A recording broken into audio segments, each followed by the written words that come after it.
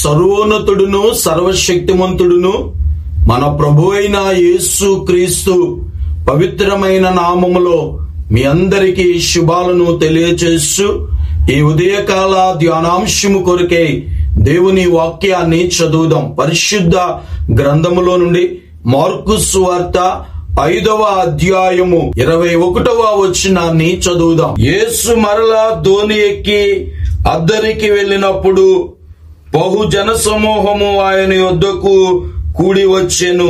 యేసు క్రీస్తు ప్రభుల వారు సస్య శరీరుడిగా ఉన్న దినాలలో ఆయన ఎక్కడుంటే అక్కడికి ప్రజలు తండోపతండాలుగా గుంపులు గుంపులుగా వచ్చారు.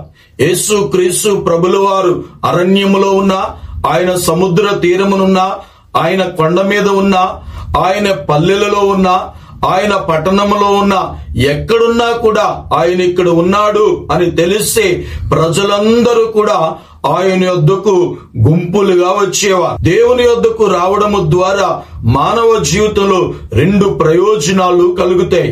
ఏంటి ఆ ప్రయోజనం అని అంటే, యేసు దగ్గరికి వస్తే వారికి ఉన్నటువంటి రోగమే కానివ్వండి, వారికి ఉన్నటువంటి బలహీనతే కానివ్వండి, వారికి ఉన్నటువంటి కష్టమే కానివ్వండి, వారికి ఉన్నటువంటి వ్యాధే కానివ్వండి, వారు అనుభవిస్తున్నటువంటి ఎలాంటి శ్రమ, బాధ, కష్టమైన వాటన్నిటి నుండి దేవుడు విడిపించగలిగిన శక్తి కలిగిన దేవుడు. దేవునికి స్తోత్రం, హల్లెలూయా.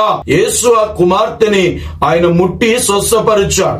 దేవుడు సంపూర్ణ ఆరోగ్యాన్ని కలగచేశాడు. ఈ దినాన్న మీరు ఒకవేళ అనారోగ్యముతో ఉన్నారా, బలహీనతలో ఉన్నారా, వ్యాధి చేత బాధపడుతూ ఉన్నారా, ఎలాంటి పరిస్థితుల్లో ఉన్నా మీరు యేసు వద్దకు వచ్చినట్లయితే దేవుడు మీకున్న ఆ బలహీనత నుండి, ఆ బాధ నుండి, ఆ రోగము నుండి ఆయన స్వస్థపరిచి సంపూర్ణమైన ఆరోగ్యాన్ని కలగచేస్తాడు. దేవునికి స్తోత్రం. ఆయనే పరమవైద్యుడు. ఆయన పొందిన గాయాలు మనకి స్వస్థతని కలగచేస్తాయి. మొదటిగా యేసు వద్దకు వస్తే ఆయన మనల్ని స్వస్థపరిచే దేవుడు. భౌతికంగా మనల్ని స్వస్థపరచడమే కాదు గాని ఆత్మీయంగా మనకున్నటువంటి పాప రోగము నుండి ఆయన మనలను విమోచించి విడుదల చేసి మనలను నిత్య జీవానికి వారసులుగా చేస్తాడు. దేవునికి స్తోత్రం. రెండవదిగా దేవుని యొద్దకు వస్తే ఆ దినాన్న వారందరూ ప్రభు దగ్గరికి వచ్చినప్పుడు ప్రభు వారు 3 దినాలు అలాగూ కూర్చునున్నారు.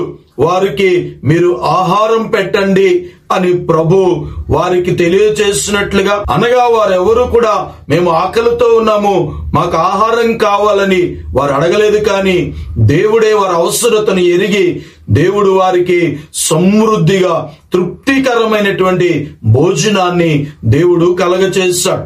దేవుని వద్దకు వస్తే భౌతికమైన అవసరాలు తీర్చబడతాయి. దేవుని వద్దకు వస్తే ఆత్మ సంబంధమైన ఆశీర్వాదాలు కలుగుతాయి. సహోదరి, సహోదరుడా, ఈ దినాన్న మీరు ఎలాంటి పరిస్థితుల్లో ఉన్నా దేవుని వద్దకు రండి. దేవుడు మీ జీవితాల్లో ఉన్నటువంటి ప్రతి పరిస్థితి నుండి ఆయన విడుదల చేసి ఆత్మీయంగాను మిమ్మల్ని బలపరుస్తాడు, ఆధ్యాత్మికంగాను మిమ్మల్ని వర్ధిలింప చేస్తాడు. మీ జీవితాల్లో ఉన్నతమైన కార్యాలను చేస్తాడు. అదే సమయంలో భౌతికంగా శరీర సంబంధమైన ప్రతి ఆశీర్వాదాన్ని, ప్రతి అవసరతను ఆయన తీరుస్తాడు. ఈ దినమే మీరు దేవుని వద్దకు రాగలిగితే దేవుడు మీ జీవితాలలో ఉన్నతమైన కార్యాలను ఆయన చేయగలిగిన శక్తి కలిగిన దేవుడు. మన దేవుడు ఎవరు అనగా ఆయన సజీవుడు, ఆయన సర్వశక్తి కలిగిన దేవుడు. మరి ఈ దినమే ప్రభు యొద్దకు వద్దాం, ప్రభు యందు నమ్మిక ఉంచుదాం, దైవ దీవెనలు పొందుదాం. అలాంటి కృప దేవుడు ఈ ఉదయకాలం మనందరికీ దయచేయునుగాక. ఆమేన్. ప్రార్థన చేసుకుందాం. ప్రార్థనలో ఏకీభవిందాం. మహోన్నతుడా, మహాగణుడైన మా తండ్రి, మీకు వందనాలు, స్తుతులు, స్తోత్రాలు చెల్లిస్తూ ఉన్నాం. ఈ ఉదయకాల ధ్యానాంశాలు వినుచున్న ప్రియులందరినీ మీరు దీవించండి, ఆశీర్వదించండి, బలపరచండి. వారి జీవితాల్లో ఎలాంటి శ్రమ, కష్టము, బాధలో ఉన్నారు నాయన, ఈ దినమే వారందరూ మీ యొద్దకు రాగలిగినట్లు, మీ యొద్దకు రావడము ద్వారా ఆత్మ సంబంధముగాను శరీర సంబంధముగా కూడా మా ప్రతి అవసరతను తీరుస్తారని మీ లేఖనాల ద్వారా మీరు మాట్లాడినందుకే వందనాలు. ఎవరైతే మీకు ఇంకా దూరముగా జీవిస్తున్నారో వారందరూ ఈ దినమే మీ యొద్దకు రాగలిగినట్లు వారుకున్న బంధకాలన్నిటిలో నుండి, శ్రమలన్నిటిలో నుండి, నాయనా బలహీనతలన్నిటిలో నుండి మీ యొద్దకు వచ్చిన వారందరి జీవితాల్లో మీరు మేలు చేసి మహిమ పొందమని ప్రార్థన అవసరత కొన్ని బిడ్డలను, బలహీనతలో ఉన్న వారిని, అక్కరలో ఉన్న వారిని, ఆర్థికంగా ఇబ్బందులు పడుతున్న వారిని నాయనా మీరే జ్ఞాపకము చేసుకుని వారి జీవితాలలో ఉన్నతమైన కార్యము చేయమని మీ యొద్దకు రాగలిగినటువంటి అటు మనస్సును కలగచేసి మీరే ప్రతి ఒక్కరిని విడిపించి వారి జీవితాలలో పరిశుద్ధాత్మ అందరి ఆనందమును, రక్షణానందాన్ని కలగచేసి